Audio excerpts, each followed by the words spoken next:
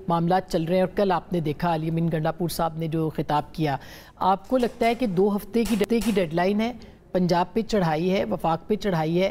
علی امین گنڈاپور صاحب نے ایسے تو نہیں کہا ہوگا، کچھ تو ان کے پاس ہوگا کہ جس کے بعد انہوں نے یہ اعلان کیا؟ بہت شکریہ آسمہ صاحبہ۔ دیکھیں، سب سے پہلے تو یہ کہ جو گنڈاپور صاحب نے کل جو تقریر کی اس کے بعد انہوں نے یہ کہا کہ ہمیں اگر 2 ہفتے میں نہیں قانونی ملا تو ہم چھڑا لیں گے۔ تو اب تو جو عمران خان صاحب کی زندگی ہے اس کی ذمہ داری گنڈاپور صاحب کی ہے۔ کیا وہ گند پلان کر رہے ہیں، کیا وہ چاہ رہے ہیں کرنا؟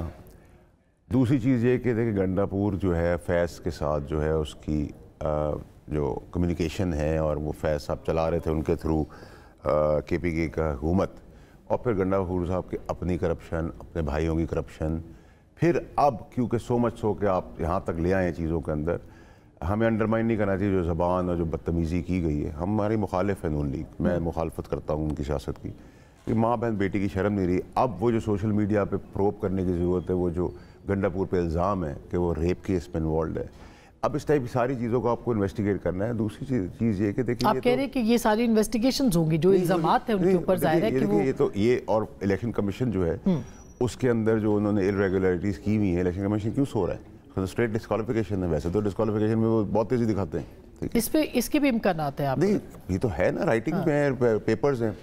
اب آ جائیں آپ کہ جی اگر گورنمنٹ آف پاکستان، اگر پرائم منسٹر صاحب اس پہ کوئی ایکشن نہیں لے سکتے تو پھر تو آپ نااہلی اور نالائکی کے لیے اور سوال جواب نہیں کر سکتے۔ دیکھیں جی، آپ کے پاس گورنمنٹ ہے، آپ کے پاس لا انفورسنگ ایجنسیز ہیں، آپ کا انویسٹیگیٹ، آپ کا پولیس ہے، آپ کا سول آرم فورسز ہے۔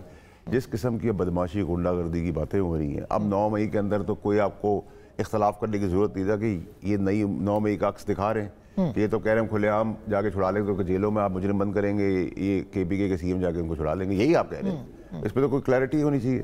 اور پلس پھر دھمکانا، پھر جس زبان سے آپ باتیں کر رہے ہیں، ہماری ماں بہن بیٹیاں بھی ہیں، ہمارے لیے تو گنڈاپور کی ماں بہن بیٹی بھی ہماری ماں بہن بیٹی ہے، لیکن اگر پی ایم ایل این اس پہ نہیں کھڑی ہوگی، وہ اپنے گھر کے بچے نہیں سنبھال سکتے تو وہ قوم کے بچے کیا سنبھالیں گے؟ پہلا سوال۔ دوسرا سوال یہ کہ کتنی دیر لگتی ہے آپ کو قانون سے پرائم منسٹر کو ایکشن لینے کے لیے؟ انٹیریئر منسٹری ان کے پاس ہے۔ اچھا، ابھی آپ نے کہا تھا کہ جنرل فیض کے ساتھ بھی ان کے رابطے جو تھے، تو وہی ہے نا، اس کا مطلب یہ کہ ان کو بھی اس میں ملٹری ٹرائل کے اندر آگے جا کے گرفتاری ان کی ہو سکتی ہے؟ دیکھیے بہن، میں تو بڑا کلیئر ہوں کہ اگین جو کل ارشد شریف کے اوپر بھی میں نے باتیں کی ہیں، ہمارا دوست شہید ہے، میری بڑی کلیئرٹی اس کے اندر۔ دیکھیں، بات آپ کو سمجھنے کی ضرورت ہے کہ یہ سارا فیاسکو تھا کس لیے۔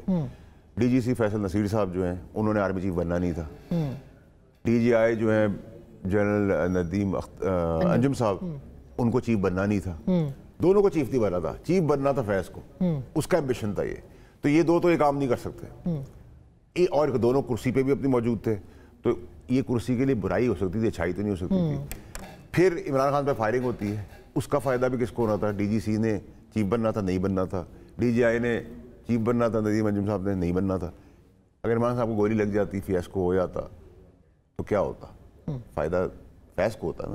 تو میرا تو کلیئرٹی اس کے اندر ہے کہ مرڈر سے لے کر، کرپشن سے لے کر، بغاوت سے لے کر، جمہوریت کو نقصان دینے سے لے کر، اچھا اب آپ کہیں کہ عمران خان صاحب، مگر اس کی انویسٹیگیشن ہونا ہے نا، یہ تو دیکھیں یہ تو محض الزامات رہیں گے جب تک کہ آپ اس کی تحقیق نہیں کریں گے۔ وہ تو دیکھیں بہن، مسئلہ سارا یہ ہے کہ آپ کو بڑی کلیئرٹی ہونی چاہیے۔ مجھ سے آج آپ پوچھیں کہ آپ کو ارشد شریف کے قتل کا پتا تھا؟ تو جتنا میں عمران خان صاحب کو جانتا ہوں، میں یہ کہوں گا کہ ان کو یہ ضرور پتا تھا کہ کچھ ہونا ہے پاکستان میں بڑا، جس کے بیسس پہ انہوں نے آگے چلنا ہے، لیکن یہ میں نہیں کہہ سکتا کہ ان کو قتل کا پتا تھا۔ لیکن جن لوگوں کے داب لیے سے مراد کا میں نے داب لیا ہے، وہ کیوں اس صفحہ ہستی سے غائب ہے؟ میں نے تو کئی مہینوں سالوں پہلے کہا تھا وہ سامنے نہیں آئے گا، وہ سامنے آئے گا تو فیض اور خان صاحب پرابلم میں، پھندے کے اندر ہے۔ اب آپ اس کو ایک بار چینج کر دیں۔